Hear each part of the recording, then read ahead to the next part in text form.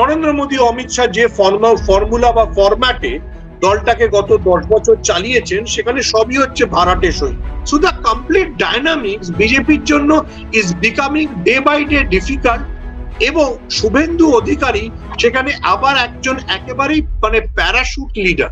Bigger crisis আছে theoretically, যেটা বিজেপির লোকজনরা বুঝবারই চেষ্টা করছেন, সেটা হচ্ছে যে বিজেপির যে ভোট ব্যাংক, যে ভোটটা বিজেপির কাছে 2016 অব্দি ছিল, সেটা হার্ডলি 14 থেকে 15%। তাহলে বাকি 23% ভোটটা এসছে সিপিএম এর কাছ থেকে, সেটা আমরা সবাই জানি। তো আপনি নেতা নিলেন তৃণমূলের থেকে, ভোট এলো সিপিএম এর থেকে, আপনি দুটোকে তেলে জলে সেই নায়ক সিনেমার বিখ্যাত ডায়লগের মতো মেশাবেন কি করে? তৃণমূলের জয়ের রহস্য দেশেই একটা বিজেপি বিরোধী হাওয়া চলছে। কেউ যদি লোকসভা ভোটের ফলাফল দেখে তাহলে দেখবে যে হিমাচল এবং উত্তরাখণ্ড, হিমাচলের 5টি আসন এবং উত্তরাখণ্ডের 2টি আসন, এই সবই বিজেপির দখলে গিয়েছে। তাহলে আপনি বুঝবেন যে পশ্চিমবঙ্গে রিগিং হয়েছে কি, সন্ত্রাস হয়েছে কি, তৃণমূল ভোট মেশিনারি ব্যবহার করেছে। এর আগে ওভারঅল বিজেপির ভোট কমেছে। বিজেপি যে 2টো সিট জিতেছে, তার মধ্যে একটা জিতেছে হচ্ছে মধ্যপ্রদেশের ছিন্দওয়ারা, যেটা কমলনাথের দুর্গ, তার মধ্যে আমরোয়া বলে একটা সিট যেটা ট্রাইবাল অধ্যুষিত, সেখানে একেবারে কান ঘেঁষে 1,500-এর অল্প বেশি ভোটে জিতেছে। কেউ যদি আবার লোকসভা নির্বাচনে ফেরত যায় তাহলে দেখবে যে আমরোয়াতে বিজেপির লিড ছিল প্রায় 16,000। তার 16,000-এর বিজেপির লিড বিজেপি ধরে রাখতে পারছে। আচ্ছা, পশ্চিমবঙ্গে না হয় ধরে নিলাম যে তৃণমূল সরকার, তারা নির্বাচন করেছে। মধ্যপ্রদেশে কি হচ্ছিল? আচ্ছা, হিমাচল প্রদেশেও কংগ্রেসের সরকার, কিন্তু উত্তরাখণ্ডে কি হচ্ছিল? হিন্দু ভোট বিজেপির থেকে সরে যাচ্ছে। আপনি যদি বিহারের যে সিটটা দেখেন, যে সিটটায় বিমা ভারতী, যিনি জেডিইউ এর এমএলএ ছিলেন, সেখান থেকে আরজেডিতে গিয়ে আরজেডির টিকিটে লোকসভা লড়েছিলেন, তখন তার সিটটাতে একজন নির্দলীয় জিতে গেল। সে বিমা ভারতীকে শুধু হারালো না, বিজেপির জোট সঙ্গী জেডিইউ কেও হারালো। যে জেডিইউ বিহারে কিন্তু চমকপ্রদ সাফল্য পেয়েছিল লোকসভা। তাহলে আমি অন্য স্টেটের উদাহরণগুলো দিয়ে আপনাকে প্রথম বোঝানোর চেষ্টা করছি, যেটা আমার অন্তত সংখ্যাতত্ত্বের দিক থেকে মনে হচ্ছে যে বিজেপির ভোট গোটা দেশে কমছে। এটা যদি বিজেপি না বোঝে, ঔদ্ধত্যে থাকে, তাহলে প্রবলেম। দেখুন, পশ্চিমবঙ্গ বিজেপির সমস্যা হচ্ছে যে নরেন্দ্র মোদী অমিত শাহ যে ফর্মুলা বা ফরম্যাটে দলটাকে গত 10 বছর চালিয়েছেন সেখানে সবই হচ্ছে ভাড়াটে সই। আমি একটা বই দেখাই, এই বইটার নাম হচ্ছে the architect of the new BJP. Narendra মোদীর খুব ঘনিষ্ঠ একজন সাংবাদিক অজয় সিং বইটা লিখেছিলেন। এই বইটার ফরওয়ার্ড লিখেছিলেন ওয়াল্টার অ্যান্ডারসন, যিনি আরএসএস এর ইতিহাসও লিখেছেন। এই বইটাতে নরেন্দ্র মোদীর দল বাড়ানোর থিওরি এবং তার সঙ্গে আরএসএস এর পুরনো লোকদের দ্বন্দ্বের একটা দীর্ঘ ইতিহাস অজয় সিং লিখেছেন। এটাই হচ্ছে আজকের বিজেপির ক্রাইসিস, যেটা আগে স্ট্রেংথ ছিল এখন ক্রাইসিসে আসছে। সেটা হচ্ছে সব ভাড়াটে সৈন্য। বিজেপি যা যা আদর্শগত জায়গা থেকে বলতো, পরিবারতন্ত্র, আপনি শুভেন্দু অধিকারী থেকে মিলিন্দ দেওরা তাদের নেওয়া দেখে, ফলে পরিবারতন্ত্র বিষয় না। অর্থাৎ আরএসএস যে ধীরে ধীরে স্ট্রাকচারটা তৈরি করার কথা বলে বা যেটাতে বিশ্বাস করে, সেইটার সাথে বিজেপি অমিত শাহ বিজেপির কোনো সম্পর্ক। ফলে আপনি অন্য দল থেকে যখন লোক ভাঙিয়ে আনছেন, তখন মার্সেনারি দিয়ে দল চালানোর অনেক বিপদ আছে। বিপদটা হচ্ছে এই যে আপনি বুথ লেভেল অব্দি আপনার তো সংগঠন নেই। আপনার দেখে মনে হচ্ছে যে প্রচারে, চমকে এবং গদি মিডিয়া দিয়ে আপনি দুর্দান্ত টেক্কা দিচ্ছেন, কিন্তু আসলে আপনার নেই। উত্তর কলকাতায় বিজেপির প্রার্থী ছিলেন তাপস রায়, যার সম্পর্কে গুজব হচ্ছে যিনি যে কোনো দিন তৃণমূলে ফেরত চলে যেতে পারেন। নেগোসিয়েশন আর অন, তিনি আবার জয় শ্রীরামের জায়গায় বন্দে মাতরম বলতে চলে যান। নাম্বার 2 নেতা হচ্ছেন সজল ঘোষ, তিনিও তৃণমূল থেকে এসছেন। যিনি উত্তর কলকাতায় বিজেপির জেলা সভাপতি তমগ্ন ঘোষ, তার সম্পর্কে এই তাপস রায় যখন তৃণমূলে ছিলেন বলেছেন ও হচ্ছে সুদীপ বন্দ্যোপাধ্যায় লোক, তৃণমূল ছেড়ে ওকে বিজেপিতে পাঠানো হয়েছে জেলা সভাপতি করার জন্য। তাহলে আপনি টপ লিডারশিপটা দেখুন, পুরোটাই অন্য দল থেকে হায়ার্ড এবং পোস্ট তাদেরকে নিয়ে আসা হয়েছে। তো তাদের পক্ষে এই সংগঠনটাকে ধরে রাখা বা তৈরি করা কিভাবে সম্ভব? তারা এসছে, তারা নেতা হয়েছেন, তারা টেলিভিশনে বাইট দেন, তারা মাঝে মাঝে জয় শ্রীরাম বলেনও। শুভেন্দু অধিকারী একটু বেশি আরএসএস এর সভায় চলে যান, আরএসএস এর ওই বিখ্যাত গানটাও গান, কিন্তু do they understand the Hindutva politics? আদি বিজেপিকে ধুয়ে মুছে ফেলা আর একটা অন্যদের থেকে ভাঙিয়ে এনে একটা নব্য বিজেপি তৈরি করার প্রচেষ্টা, এটাই বিজেপির কফিনে পেরেক পুঁতে দিল, তাই তো? সঙ্গে আরো একটা বিগার ক্রাইসিস আছে। থিওরিটিক্যালি যেটা বিজেপির লোকজনরা বুঝবারই চেষ্টা করছেন, সেটা হচ্ছে যে বিজেপির যে ভোট ব্যাংকটা, ধরে নিন 38% ভোট এই লোকসভা নির্বাচনে বিজেপি পেয়েছে, এর মধ্যে হিন্দুত্ব মানে যে ভোটটা বিজেপির কাছে 2016 অব্দি ছিল, সেটা হার্ডলি 14 থেকে 15%। তাহলে বাকি 23% ভোটটা এসছে সিপিএম এর কাছ থেকে, সেটা আমরা সবাই জানি।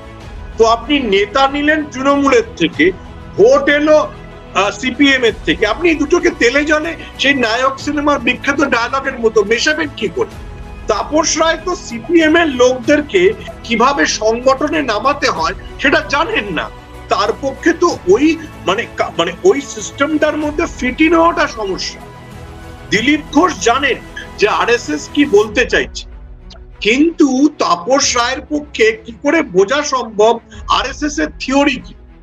এবার এরপরে তথাগতরা হ্যাজ রাইটলি পয়েন্টেড আউট, এরপরে আপনার দলে এসে পড়লেন কল্যাণ চৌবের মতো প্রার্থী, যাকে আপনি কখনো দেখেন কখনো দেখেন না। মানিকতলা, যেখানে মানে সাধন পাণ্ডের মানে বসে আছেন কংগ্রেসের দুর্গের উপর, কেউ যদি মনে রাখেন যে মানিকতলা না, ওটা হচ্ছে বটতলা বিধানসভার পরিবর্তিত কেন্দ্র, একটা লোক কেন কল্যাণ চৌবেকে ভোট দেবে?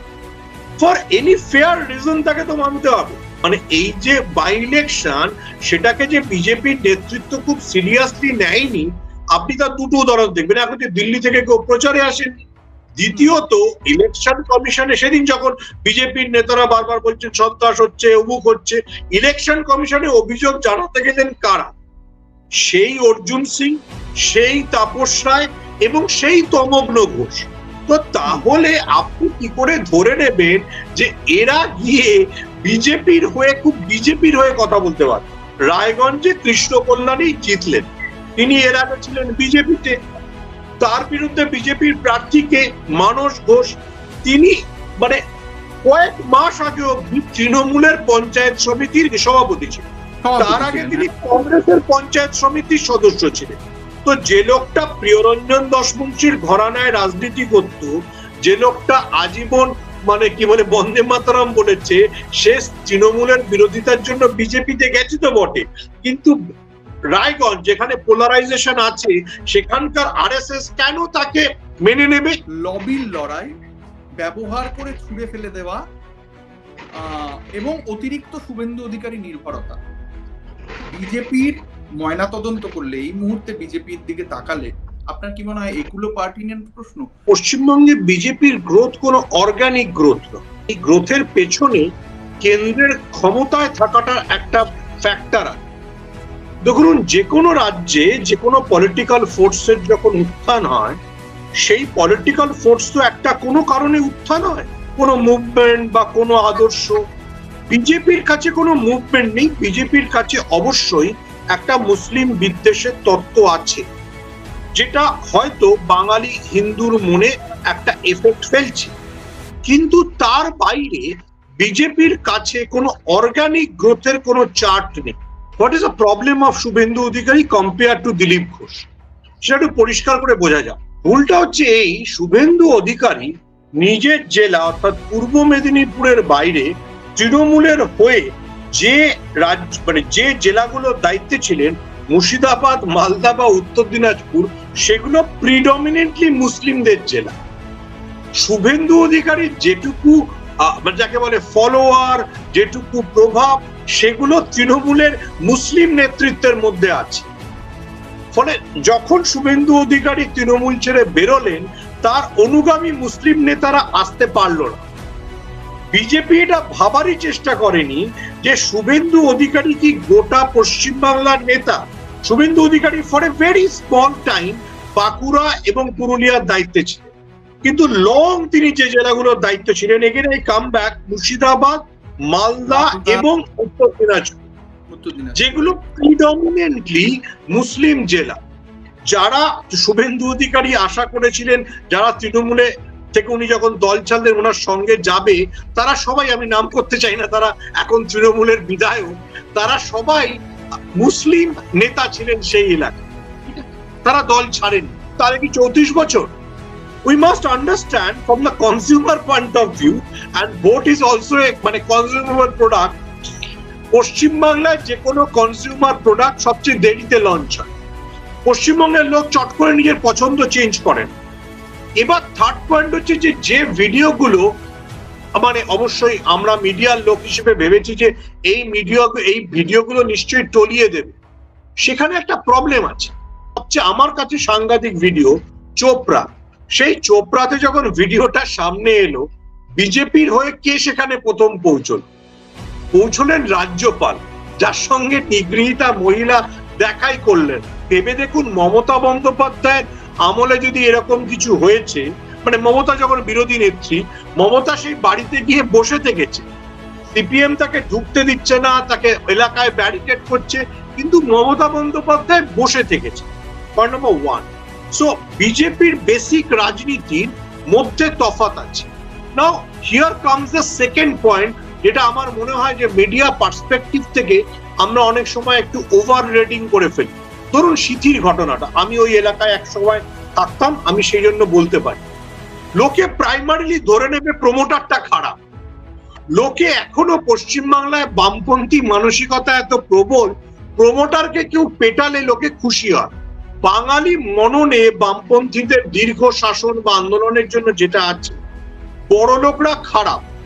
এবার যতই আমাদের গদি মিডিয়াই বলুন, মেইন স্ট্রিম মিডিয়াই বলুন, বড় লোকদের স্বার্থে কথা বলে, ততটাই সেটা বিপজ্জনক হয়। সেটা কারুর বিয়ে দেখানো হোক, আর কোনো বড় লোক কোথাও তার গাড়ি ভাঙচুর হয়েছে, এটা প্রলেতারিয়েতরাই এখনো ভাগ্যের এবং ভোটের নিয়ন্ত্রণ।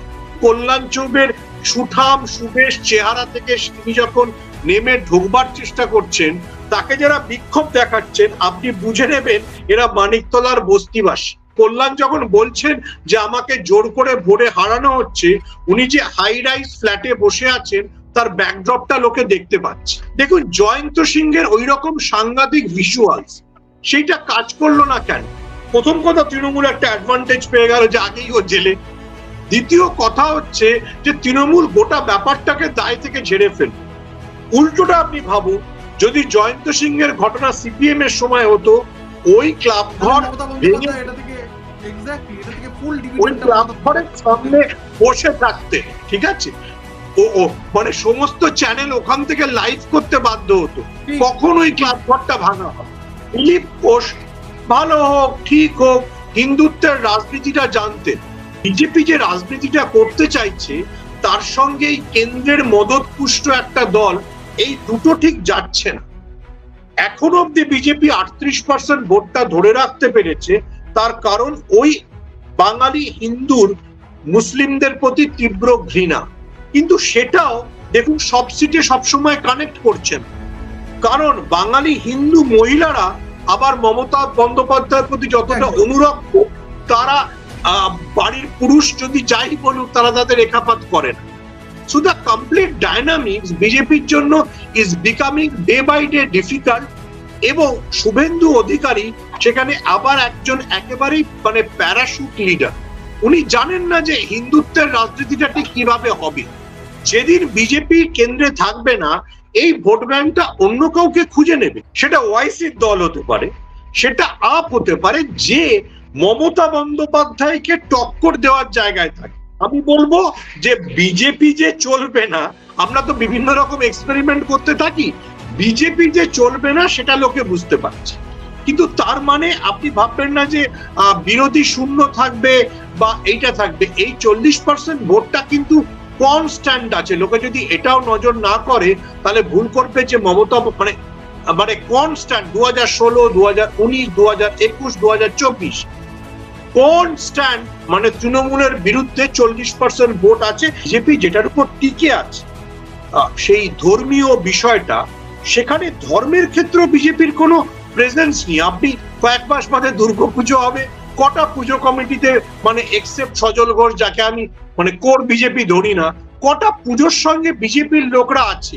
মানে আমি বলছি যেটা একদম কোর হিন্দু ধর্মের বিষয়, সেখানেও কি সামাজিক ভাবে বিজেপির সেই সংযোগটা আছে? বিজেপির অর্গানিক্যালি ওই লোকটা বিজেপি ছোটবেলা থেকে বিজেপি করছে, আপনি এটা পশ্চিমবঙ্গে পাবেন না। So BJP is in real difficult situation, যে অন্য দল থেকে লোক এনে দাঁড় করিয়েছিল, এবার সেটা মানে দিশা পাচ্ছেন। যে কোনো পার্টিকে আপনার দেখতে হয় যে সে পার্টিটা যখন পাওয়ারে নেই তখন তার গ্রোথ কিরকম। সেটা আপনি পশ্চিমবঙ্গের তৃণমূলই বলুন কিংবা চন্দ্রবাবু নাইডুর দলই বলুন, সে পাওয়ারে থেকে পলিটিক্সটা করেনি। সে আন্দোলন করেছে, মিছিল করেছে, ভুল করেছে, ঠিক করেছে, সেখান থেকে। বিজেপির গোটাটাই হচ্ছে কল্যাণ চৌবের ফোনে টপ দেওয়ার মতো। কিন্তু তোমার কিছু নেই, তাহলে তুমি দলটা করবে কিনা এরকম বললে পরে বিজেপিতে যদি লোক পাওয়া যায় তখন আপনি বুঝবেন বিজেপির গ্রোথ হচ্ছে।